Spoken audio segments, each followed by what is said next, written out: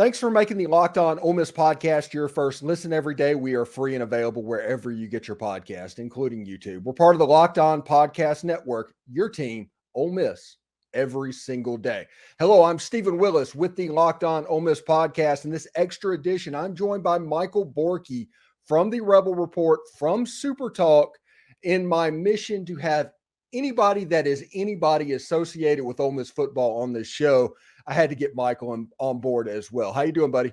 I'm doing well. It's a good mission, by the way. I'm not going to ask where I was on the totem pole. I don't want to know. So I just appreciate the invite, and we're just going to keep it at that. I don't want to know where I fell, but no, I'm kidding. I appreciate it, man. Always glad to do it. Yeah, the ranking is Eli Manning 1, Lane Kiffin 2, and then everybody else. Well, let me tell you about the Lane Kiffin piece. Good luck. Good luck. So, you are in a similar situation than me. We might present it a little bit differently, and that's perfectly okay because we're all about perspectives on this channel. But you are located in Central Mississippi. I'm located in Central Florida, so I'm further away than you are by a significant amount. But you do have the resource of Richard Cross. And from my time at Ole Miss, whenever I worked in the Manning Center, there was many of road trips of like Richard Cross and David Kellum and all them sitting on buses, and their stories they tell, the things they know. It's honestly a surprising amount how much they know. Yeah, the depth of knowledge, especially me not being from here. So I live in the Jackson area. I have for September 4th, we'll start year 9. Graduated in 14, took a job with Supertalk in sales at first. A few months later, they realized he can't sell, and we've got a spot on air that needs to be filled. And he went to J school, so they put me on air, and I've been doing that ever since. But the history side of it especially is something that I needed help on, still need help on. I wasn't here in Mississippi at all when Eli Manning played at Ole Miss, and that I think is to my detriment at times. I'm not familiar. I went to the Sugar Bowl, the Hugh Free Sugar Bowl, not the Baylor Sugar Bowl. And we stayed at a house that was a split floor plan right there on St. Charles there in uptown New Orleans. And right underneath us was Wesley Walls and his party that he brought with him. And somebody said, "Hey, Borkey, that's Wesley Walls." And I said, "Who?" Like that kind of stuff is where I need help, is the historical component of Ole Miss. The modern stuff I get, the games happen and the players happen. So I see that and I know who they are, but it's that context. We did on the radio show, we did a best players list since 1992. It's like, well, first of all, I was born in 92, so I can't really help you for the first few years, but I just don't remember what it was like to watch even Deuce McAllister play. I knew who he was growing up, but not in the same context that Ole Miss people know who Deuce McAllister was growing up. So leaning on guys like that is vital for me, because I don't have that historical context to Ole Miss sports like they do. Yeah, it's pretty impressive because one of my strengths, and I'm honestly not afraid to brag about this, is my historical knowledge about it. I bring up stuff all the time, like trying to get older Ole Miss football players on the show. Like I had John Avery on the show. I've had Todd Wade on the show, people like that. And people seem to enjoy that. But honestly, that was my wheelhouse because I was born in 76. So that would have been about the time that I was in college, and those golden era years of my youth. Yeah. And so that era is like, I rank it higher than others might rank it just because it meant so much to me. Yeah. And what's interesting is that golden era that you mentioned, that there is an opportunity here to have another one of those golden eras. Now that's a big statement, right? And they did, I say only, but they won 8 games last year. So it wasn't like that was a season that you write home about and you'll remember forever, especially with what happened in November. But there's a chance right now that you look back on what's happening here if Lane Kiffin sticks around a little bit longer and have similar fond memories of the excitement surrounding Ole Miss football, where an 8-win season is like, God, man, they really let a couple go. Yeah, it did. And I look at it, and I don't want to relitigate what happened, but after let's say the Arkansas and the State game, the last two games Mhm. of the year, I almost look at that as almost sabotage. And whenever you have a team that was so transfer centric that Ole Miss was and had such a fragile psyche, whenever something almost self inflicted happened with the way that went down, almost the Arkansas situation, the State situation was predictable. Um, but I look at it like this: the Alabama game, if Zach Evans does not get injured, Ole Miss beats Alabama. Even if he If just holds Zach, on to the football, even if he yeah, doesn't get it, even if they knock, if he still can't play the rest in the game, if somehow the elbow hits the ground before the ball comes out and Alabama doesn't score a touchdown there, it changes the dynamic of that game. And they still had to throw to the end zone as basically time was expiring to win that game. And God knows what the season outlook and how everything changes if that fumble doesn't happen, let alone him not getting knocked out of the game. yeah, it's ridiculous. And I think people look at it like in the camp situation that's going on at Ole Miss right now. They brought in Jam Griffin, the transfer from Oregon State, and everybody's like, well, why did they do that? Did they not have confidence in Ulysses Bentley or Kedrick Riscano or even Quinshon Judkins? No, it's that Alabama game. Whenever Ulysses Bentley was injured and Zach Evans got hurt, and all of a sudden Quinshon had to take care of everything in that last drive when we needed him most, he was unable to do the things that he could do. And that is the reason Jam Griffin is an Oxford. Oh, that was especially when you can get it in today's college football. This is just what it is. It's not like they had to break the bank to go get him either. I mean, it was a late addition that I assume did not cost very much, and now you have a running back room with three guys that have a ton of experience, and then a freshman that apparently everybody loves. It's no, you needed to do that. Running back was something that we talked about in the offseason that they needed to add. And we got the same pushback that I assume you did is, well, why? They've got Judkins. Bentley's healthy now. That position is so, I mean, that's why you're seeing this deal in the NFL right now where no running backs are getting the contracts they think they deserve.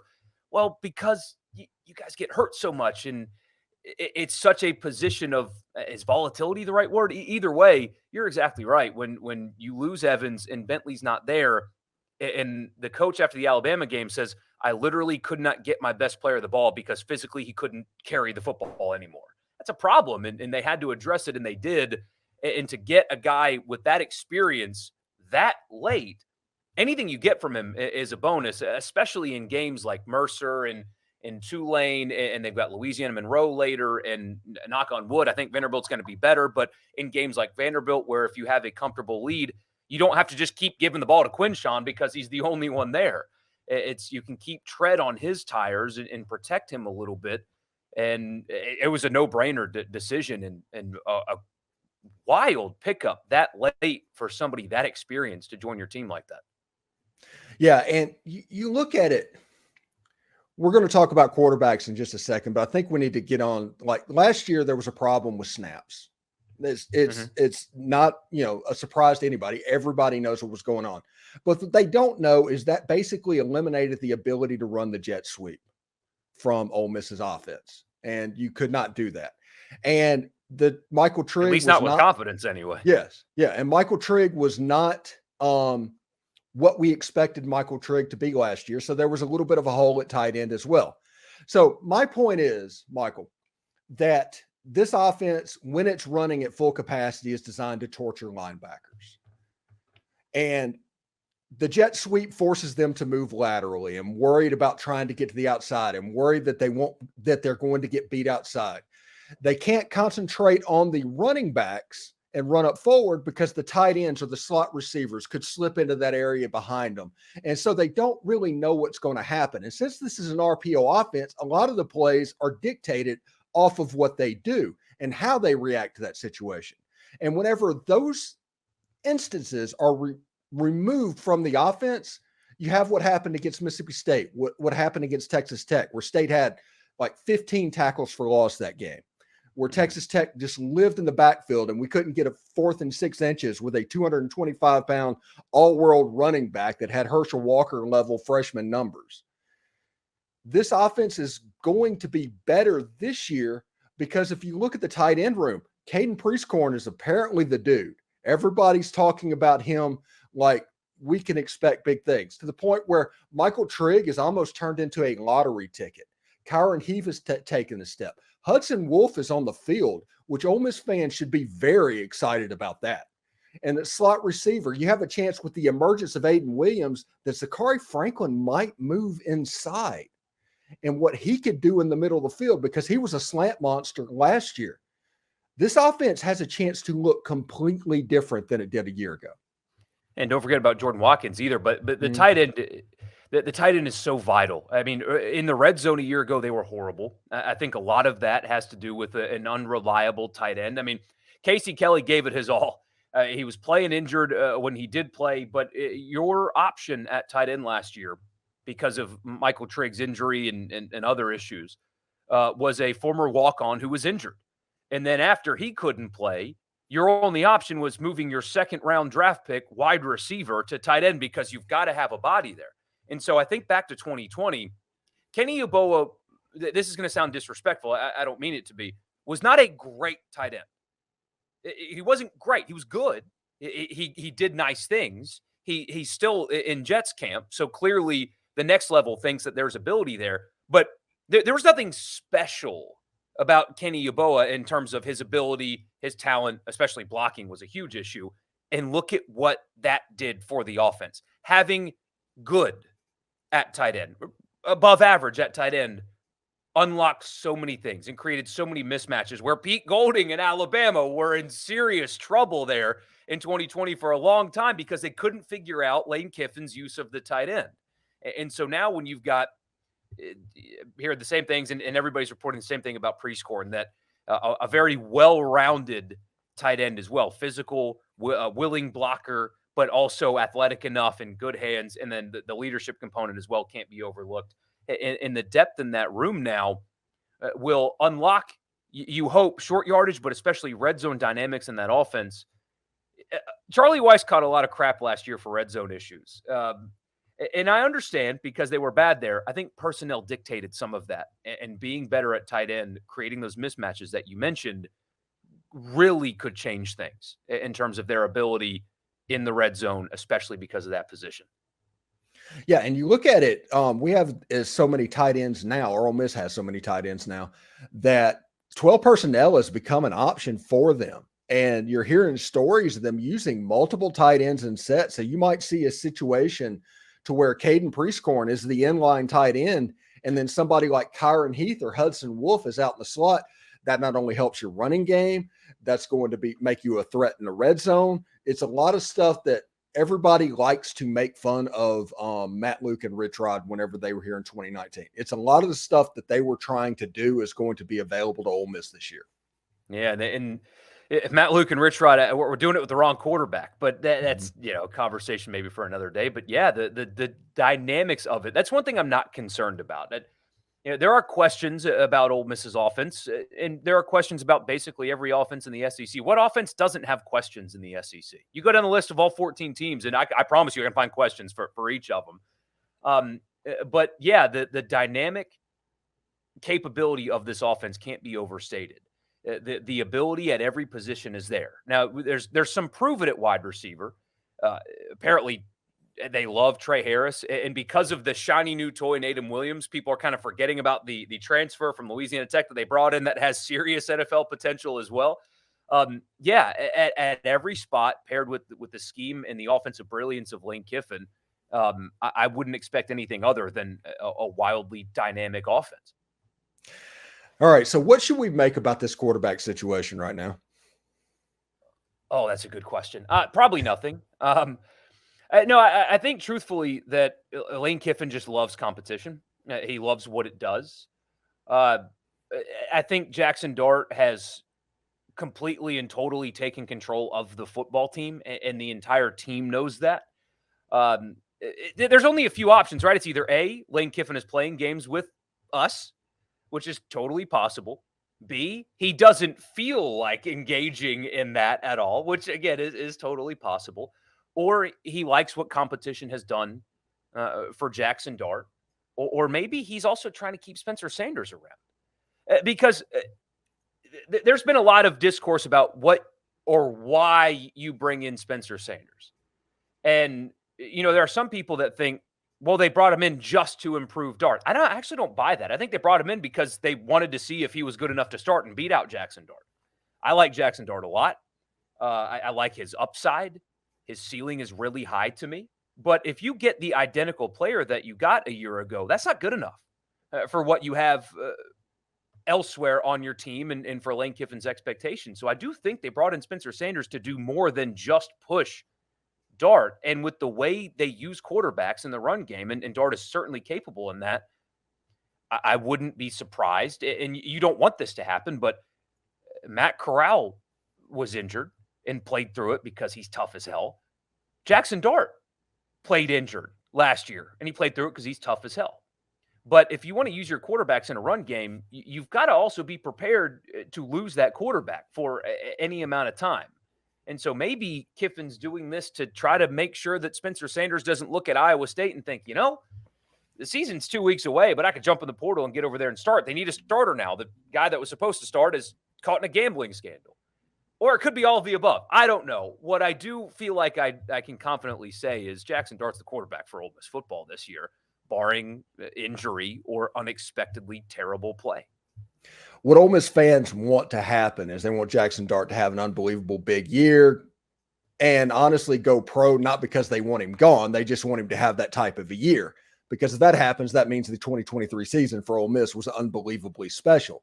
Yeah. But my question is, do Ole Miss fans actually realize how massive a quarterback competition is lining up between Austin Simmons and Walker Howard? And what's so interesting about that, and as a coach, you can't just hand quarterbacks jobs, but Walker Howard transferred to Ole Miss with the anticipation of being the guy in 2024. At least I think he did.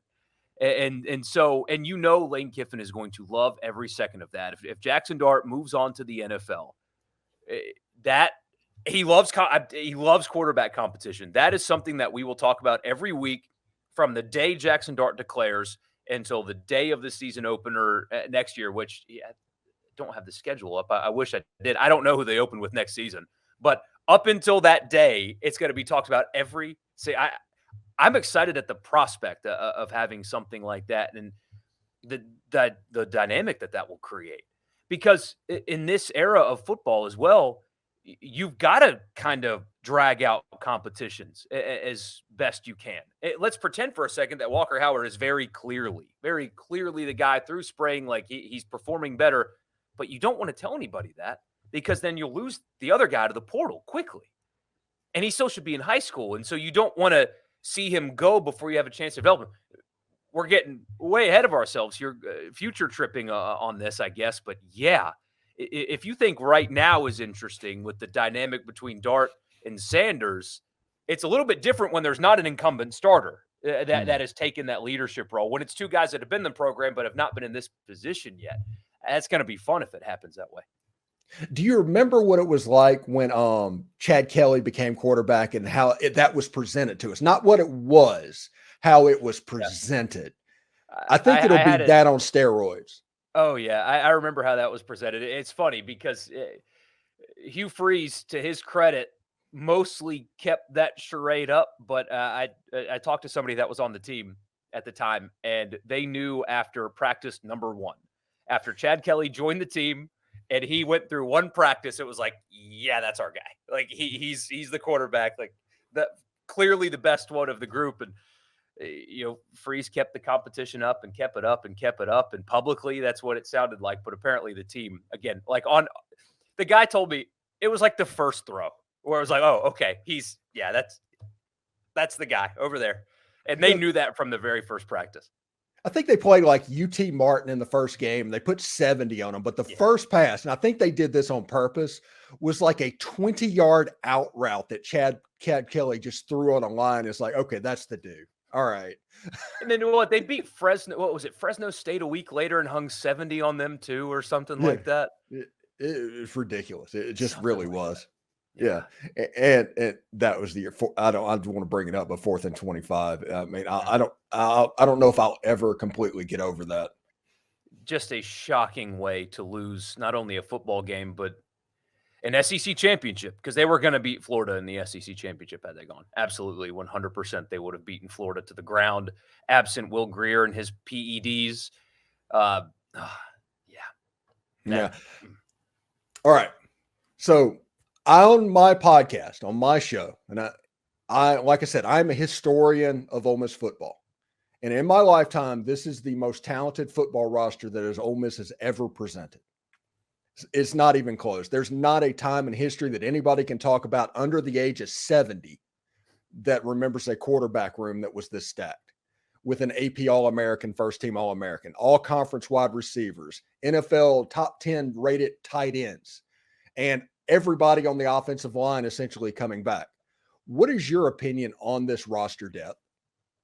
Offensively, I'm with you there. What I'm curious about, and kind of, I don't know if cautioning people's the right word, but I think on the other side of the ball, I expect Pete Golding to do great things at Ole Miss. I think the way Alabama fans talk about him is grossly misinformed and frankly unfair, but it doesn't matter. You know, he's making a couple $1 million still coaching the SEC, so fairness doesn't matter to Pete Golding. But the game has changed so much from when Kirby Smart was there to when Pete Golding was there, and they're comparing the two like they are apples to apples, and it's a mistake. Pete Golding is going to do great things at Ole Miss. He's going to coach good defenses, and he's going to recruit great players, and you are seeing at least that second part already, and that's going to continue. I am wondering, though, how quickly you're going to see it all come together.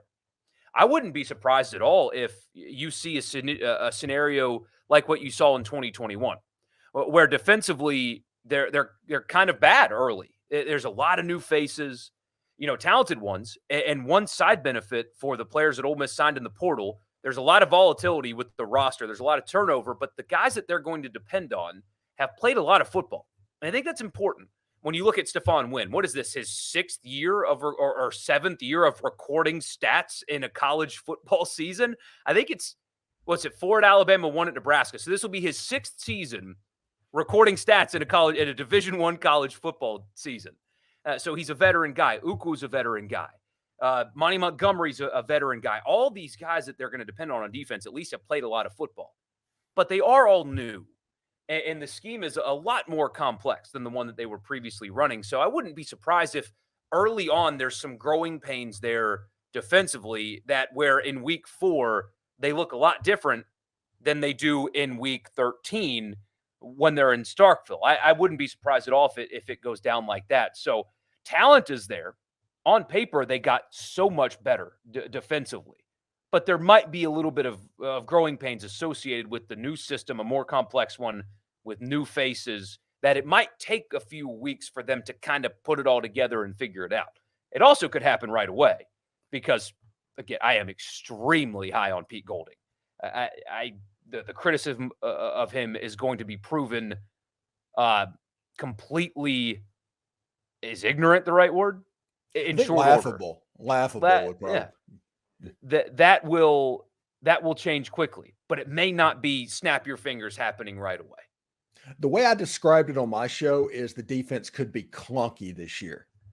I expect the defense to be good in certain areas. It might be red zone. It might be in turnovers. It might be getting after the quarterback, because this year the defense's role will be to get possessions for the offense. That is the number one goal. It's not about being a top 10 defense or even a top 30 defense, although I think that is kind of the area that they could get to. But I think clunky is the word that I use to describe what this defense could be in year 1 as they're getting everything together and recruiting to fit this system. Indeed. Yeah, absolutely. And the difference in complexity, maybe, or how multiple they're going to be able to be when everything is figured out is going to be special, honestly. And what I love to do, since I don't get to go to practices, so I have to depend on what the coaches and the players say. I have to depend on what is written and covered. And then I do, I've got sources, air quotes, that I talk to, that people that are around the team and stuff. I try my best to cultivate as much information on my own, but I have to depend on other people. What I love to do, though, is listen to players. I think players, a lot of people kind of dismiss, the player interviews are boring or they don't say anything, but sometimes they do. And listening to guys like Monty Montgomery, who again has played a ton of football. He is a veteran. He's first-time Ole Miss player, but he is a veteran college football player. And hearing him describe the coaching of Pete Golding paired with what they're doing fascinates me because it's complex. They're having to do a lot of teaching. People have described him as like a professor as opposed to like a football coach that's just cuss and scream and yell and, hey, you made a mistake, go run right now, you're an idiot, that kind of, he's not that guy. So listening to guys like Montgomery describe how complex the system is in a good way tells me that they're happy doing what they're doing, but also back to what we said before, it might not be perfect right away because of, I mean, they're going to, if the personnel is right, you're going to see 3-man fronts, 4-man fronts, you're going to see 4-2-5s, you're going to see 3-3, you're going to see it all.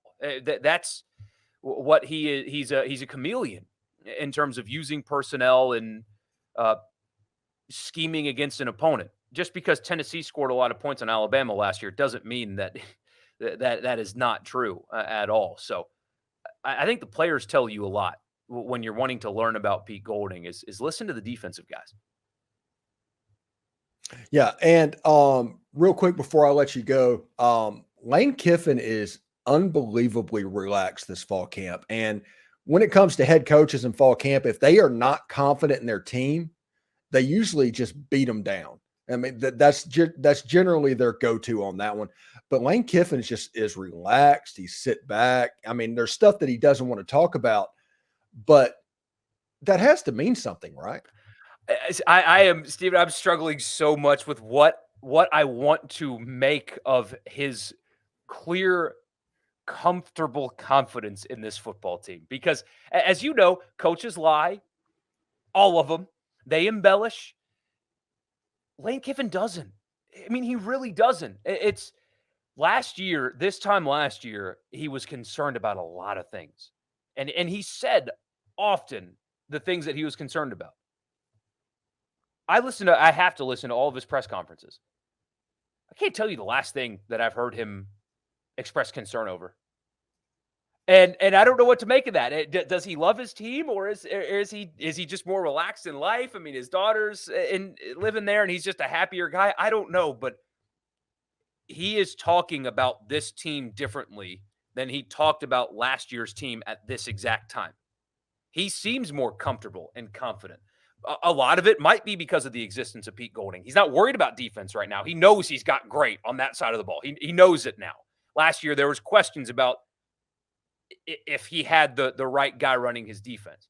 Maybe it's quarterback, where he's not concerned about quarterback like he was last year, because in practice, Luke and Jackson would do nice things and also do a lot of not nice things. And maybe there's a lot of things that could be contributing to it, but you are not crazy when you watch and listen to Lane Kiffin and come away thinking, man, he likes what he has. And that is atypical of what Lane Kiffin presents himself going into a season, at least in the first three. Absolutely. And thanks again for making the Locked On Ole Miss podcast your first listen every day. We're free and available wherever you get your podcast, including YouTube. We're part of the Locked On Podcast Network, your team every day. Michael, thank you so much for coming on the show today. I hope we can do this again, buddy. Absolutely. Anytime.